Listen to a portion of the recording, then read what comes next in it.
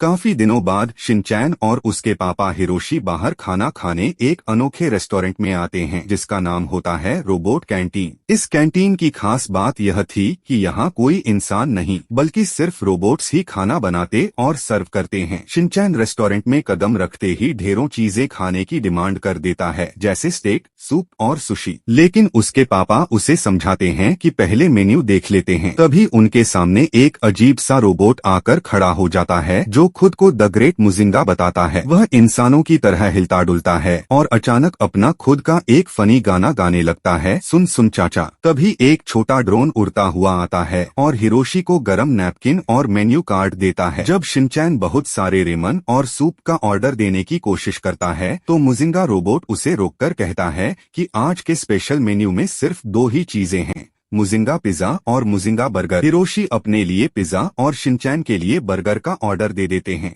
थोड़ी देर बाद Shinchan washroom ढूंढते ढूंढते गलती से सीधे किचन के अंदर पहुंच जाता है। वहां उसे एक बहुत बड़ा सीक्रेट पता चलता है। दरअसल मुजिंगा कोई असली रोबोट नहीं था बल्कि एक इंसान था जो रोबोट का सूट पहनकर नाटक कर रहा था। जब हिरोशी भी किचन में पहुंचते हैं तो वह आदमी रोते रोते सच बता देता है। वह बताता है कि पहले यहाँ असली रोबोट खाना बनाता था, लेकिन उसके हाथ का खाना इतना बेस्वाद और बकवास था कि सारे ग्राहक भाग गए। इसलिए रेस्टोरेंट को बचाने के लिए उसने खुद रोबोट का ढांचा पहना और किचन की जिम्मेदारी संभाल ली। उसका सपना था कि वह एक दिन ग्रेट मुजिंगा नाम से दुनिया भर में 13,000 से भी ज्यादा आउटलेट्स खोलेगा। वह हिरोशी से मिन्नतें करता है कि वह यह बात शिनचैन को न बताए ताकि बच्चे का दिल न टूटे। इसके बाद नकली रोबोट बना वह शेफ बहुत ही ड्रामेटिक और अजीबोगरीब स्टाइल में रोबोटिक डांस करते हुए खाना पकाना शुरू करता है। बड़ी मेहनत और नौटंकी के बाद वह खाना टेबल पर लाता है, लेकिन जब हिरोशी और शिनचैन प्लेट से ढक्कन हटाते हैं